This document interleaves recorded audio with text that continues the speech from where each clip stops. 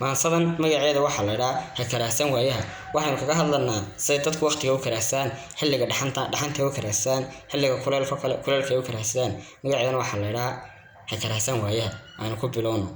haddii uu kuleel jiro kaad iyo cadceed tahay, kolal kale qabow dhaco, korka barafku kaa helo, waqtigaa kasbanayee ha karaahsan waayaha. adigoo kalgacal qaba, qosol aan mar kala jarin, kadib 2 daqiiqadood haddaad cadho la kow tidhi, kolba noloshu waa siye ha karaahsan waayaha. adoo kidinka xoolaa kayd iyo adduun beli, geela kuriska waaweyn 1000 halaad mar foofsada, kolba 2 baloo dhisa, kiradoonu xaadira, hadday kaa dul guurto kobta caydha lagu dhigo, waqtigaa kasbanayee ha karaahsan waayaha.